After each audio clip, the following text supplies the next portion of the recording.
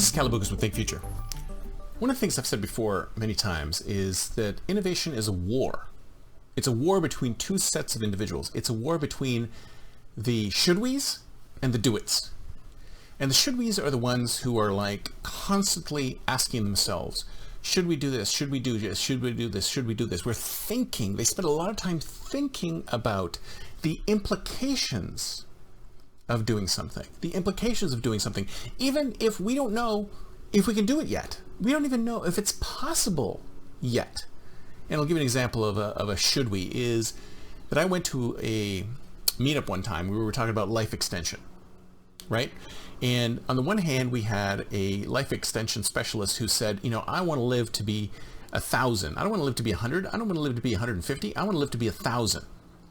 And on the other hand, there was a ethicist on life extension who said, well, you know, the human race isn't like that. The human race was designed to be born, to live, and to die, and it wasn't designed to live to 1,000.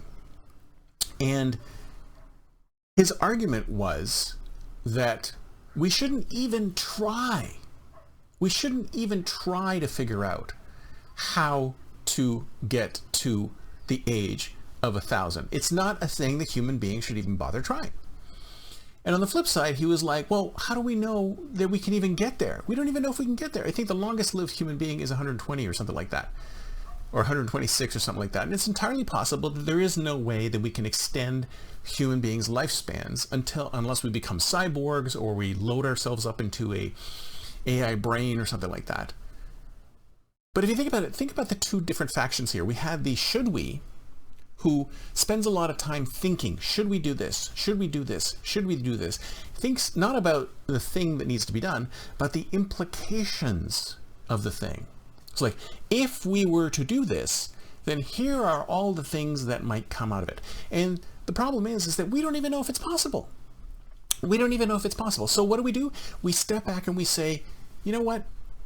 We don't like the implications of what you're talking about. Therefore, we're not even going to go there.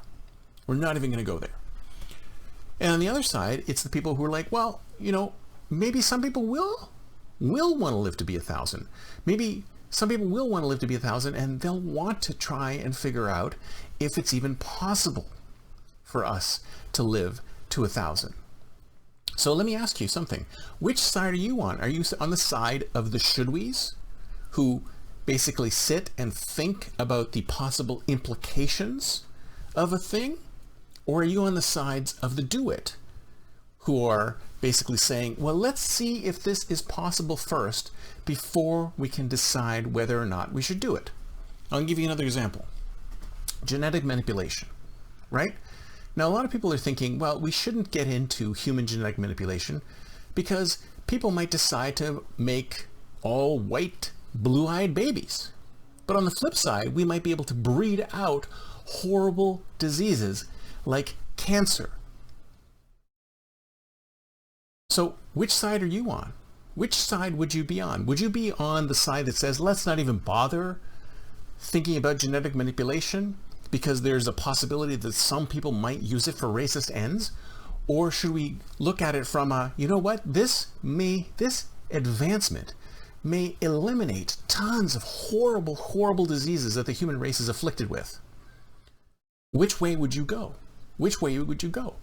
Now, if you ask me, I'm more on the do-it side. I'm on the, you know what, let's experiment. Let's see if we can actually have it happen. If we can figure out how to genetically manipulate people currently, and we can actually look at eliminating one or two or maybe even more things that are making human lives horrible, then why not? Let's see if it's possible. Let's experiment and see if it's possible. Yes, it's entirely possible that there could be negative consequences to what we're thinking about doing, but that shouldn't stop us from at least experimenting to see if it's possible. So I ask you, which side are you on? Are you on the side of let's experiment and see what happens? Or are you on the side of thinking things through to the point where, you know what, we shouldn't even bother doing that. We shouldn't even think about that, because think of the possible negative consequences of what could be entailed.